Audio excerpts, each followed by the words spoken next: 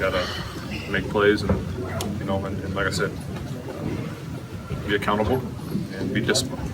And you said accountable a couple of times. How do you get to that point?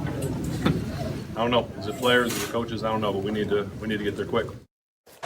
Ooh, trouble in paradise. Ben calling out everyone, maybe even his own coach. But how responsible is Mike Tomlin for the Steelers' struggles this season?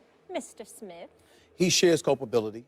We all know that you can't find a bigger fan of Mike Tomlin than me because I think he's a leader of men. And that's incredibly important to me. Guys getting motivated, guys being focused, guys understanding what their responsibilities are, etc. You've got former coordinators that become head coaches, and they know football in and out in terms of X's and O's, but don't know how to lead men. Right. I believe that Mike Tomlin is a born leader. Having said all of that, you can't draft as many picks as they've drafted on the defensive side of the ball, whether it's Jarvis Jones and Shazier or, whomever else that you may have out there, the Artie Burns of the world and others, and have a defense that continuously and religiously have suffered to this point. So does he share culpability? Yes, but he shares it with the GM, and he shares it with the defensive coordinator because the combination of those three individuals are supposed to have this ship steered in the right direction, not just in terms of personnel, but in terms of production. Where Mike Tomlin is elevating him or is being, whether it's elevated or diminished to the hot seat, is when you've got a Le'Veon Bell weeks ago saying the same mistakes we make during the game are the same mistakes we making in practice. Where you've got Big Ben Roethlisberger, a future Hall of Famer and a two-time Super Bowl champion, who is saying similar things. That does not make things look good. And I'm going to go a step further, and I'm going to go here. Even though the NFL, that is not the same problem that exists in college football. When you have African-American coaches that are put in those positions, and there are questions about what you're doing, as it pertains to discipline and it pertains to focus. As a reporter for 20-plus years covering sports, it is my history, in terms of what I know to be true, that when those kind of questions are presented about a black coach, that is never a good thing. I think that it's time to get a little bit concerned about Mike Tomlin because when words like that, it shouldn't be. It shouldn't because he's a Super Bowl champion and went to 2 Super Bowls. But it shouldn't be. I want to be clear about that. It should not be. But when those quotes are being made by players, that is never a good thing. Look. Mike Tomlin, in 6 of 9 seasons, has at least 10 wins. Now think about the NFL for a second. What's the top team been throughout the Tomlin era and even going back further? The Patriots. Yeah. The Patriots always have a winning record and almost always, whenever Brady's healthy, are in the playoffs, right? And usually, if Brady has anything on offense, they're making a Super Bowl run. That's the top team. No team's going to look good in comparison to that. You know what the Steelers are? They're right under that in the Mike Tomlin era. A bad season for most NFL teams, 5-11, right? 6-10, you like to do better. A bad season for Mike Tomlin is 8-8. When he goes 8-8, as he did in consecutive years, what happened to the Steelers? You know what he did last year? He started 5-4. They went 10-6. And by the way, right now they're 4-5 because they just barely lost, according to you, unluckily, to an 8-1 team. Go back in time and look at, so 10-6, 11-5 before that. Then he had those couple of 8-8 seasons, 12-4, 12-4.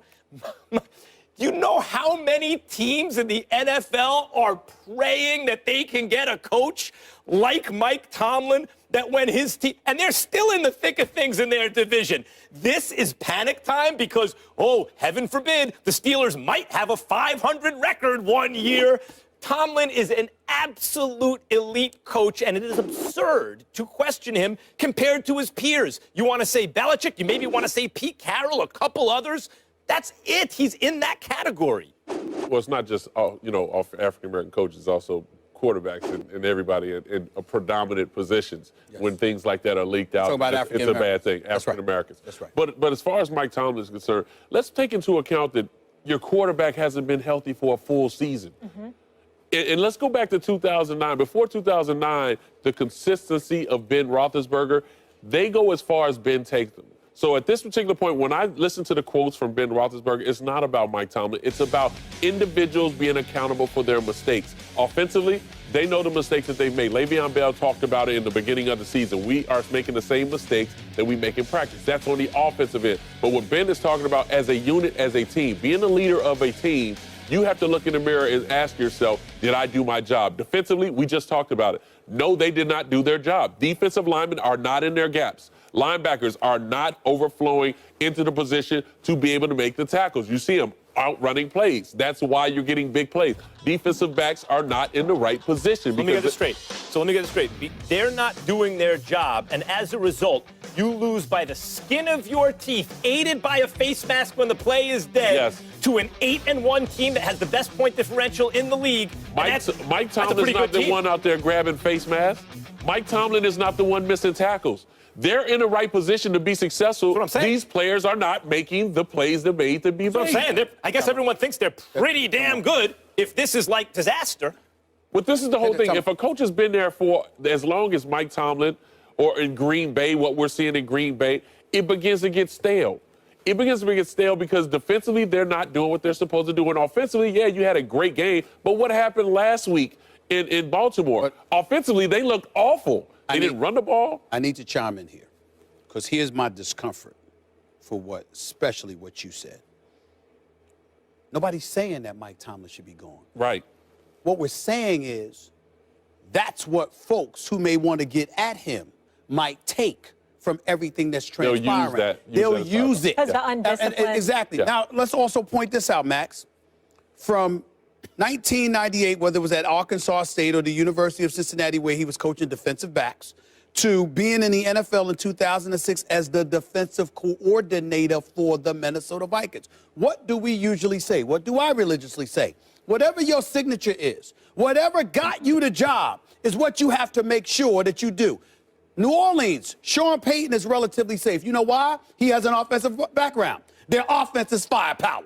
It's defense that's a problem, but that ain't his signature. Mike Tomlin was defense. But in 2014, 2 years ago, their defense against the pass ranked 27th. Last year, it ranked 30th. This year, it's ranking 27th. You can't ignore what's transpiring. To me, I love Mike T. He could be my head coach any day of the week. Great guy. He can't go, oh, he's a born guy. leader, man. I mean, he's the real deal. But the flip side is that when you're perceived as having say, and you're picking this personnel, and this personnel, which you're loaded with because you got 6, 7 starters that are drafted. I want to address that. And they're not getting it done. Ultimately, somebody's going to come and look at you. Right now in Pittsburgh, I was just in Pittsburgh last week, remember? These guys are holding Mike Tomlin accountable. I want to address that real quick. If someone has ulterior motives for going at a coach for race or any other reason, shame on them. No, I'm not saying that. Nor does that mean that race should be a shield and anyone's above criticism, even if they're a great coach. Just in my analysis, if you think Tomlin's not a great coach, you're not thinking about things very clearly. That's one. Two, to your point about you better be strong where you're calling on your calling card, right? If it's defense, be good defensively. To my way of thinking, it's more impressive that a guy who comes in on the merits of his defense looks at what he has and goes, okay, this is how we're going to be able to win games. But you played a part in picking what you have. Yeah, when you're responsible for going to get the groceries, you have to at least be able to That's cook right. what And he's cooking up a 10-6 record last year, for example. But that was last year when they got hot toward the end. There's no reason we see them getting hot toward the end. Now, I say they will be a sleeper and getting a wild card. They came with a hair of You can't go off and just almost beat Dallas. You didn't win. Background to be ranked 27th or worse against the pass. You can't do it, Matt. The Broncos went from all offense, no defense, to all defense, no offense, went to 2 Super Bowls within 3 years. That's another team. This isn't the Pittsburgh Steelers. That's not the Pittsburgh Steelers. They're known for their offense. And, oh, by the way, Max,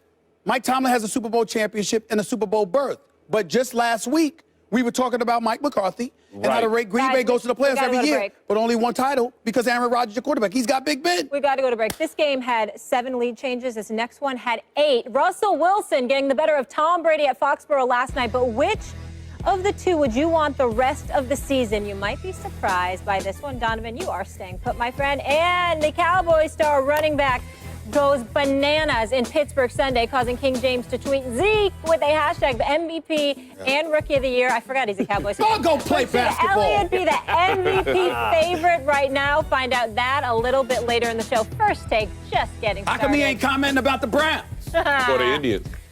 Yeah. What's going on? This is Kevin Hart, a.k.a. Long-Faced Little Body. And right now, you're watching my favorite show. I'm talking about First Take, without Stephen A. Smith.